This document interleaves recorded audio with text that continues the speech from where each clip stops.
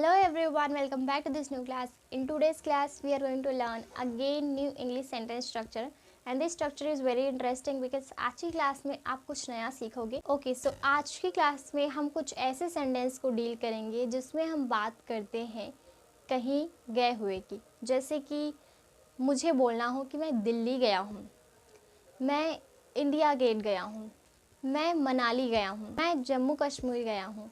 ऐसे सेंटेंस जिसमें हम बात करते हैं कि हम कहीं गए हैं, यानी कि हम वहाँ जा चुके हैं.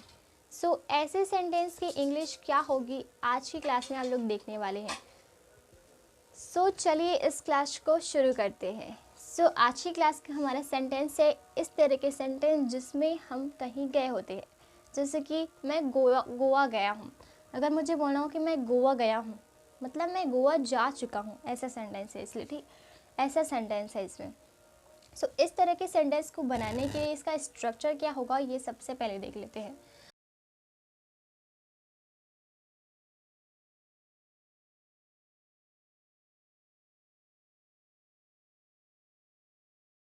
ओके सो इस तरह के सेंटेंस को बनाने के लिए ये है आपका structure. Subject how plus been plus आपका प्लेस. सो आपका सब्जेक्ट यहाँ पर है मैं गोवा गया हूँ.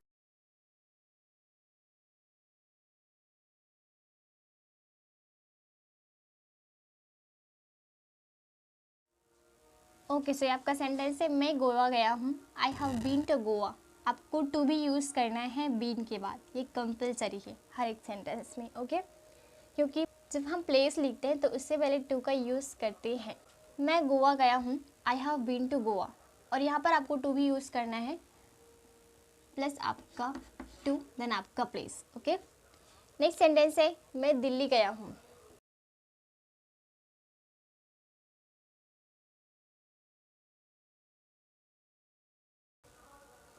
मैं दिल्ली गया हूँ. I have been to Delhi. Okay next sentence है मैं मनाली गया हूँ.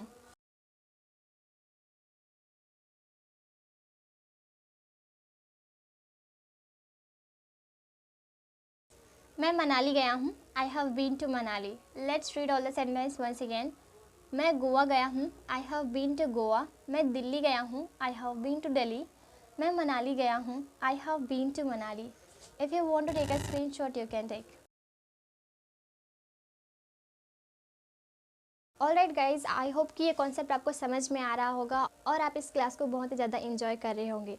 आज के बाद से अगर आपको बोलना हो कि मैं कोई जगह गया हूँ, सो उन्हें अगर आप इंग्लिश में बोलना चाहे तो आप इसी तरह से बोल सकते हो. जैसे कि आपको बोलना हो कि मैं दिल्ली गया हूँ तो आप बोलोगे I have been to Delhi, जिसका मतलब होगा कि आप दिल्ली गए हो. अगर आपको बोलना है कि मैं मनाली गया हूँ सो आप बोलोगे I have been to Manali. Alright चलिए कुछ और एग्जाम्पल्स ले लेते हैं.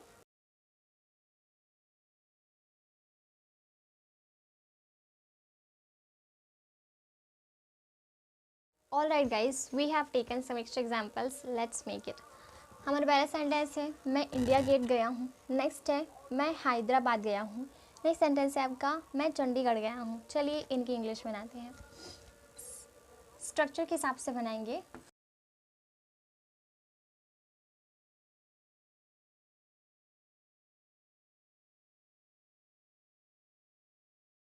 ओके सबका सेंटेंस है मैं इंडिया गेट गया हूँ. I have been to India Gate. मैं हैदराबाद गया हूँ.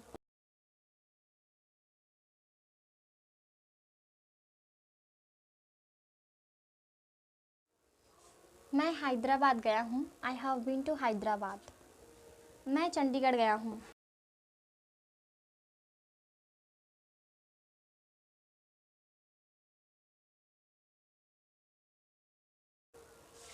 मैं चंडीगढ़ गया हूँ. I have been to Chandigarh. Let's read all the sentence once again. मैं इंडिया गेट गया हूँ. I have been to India Gate. मैं हैदराबाद गया हूँ. I have been to Hyderabad. मैं चंडीगढ़ गया हूँ. I have been to Chandigarh. If you want to take a screenshot you can take.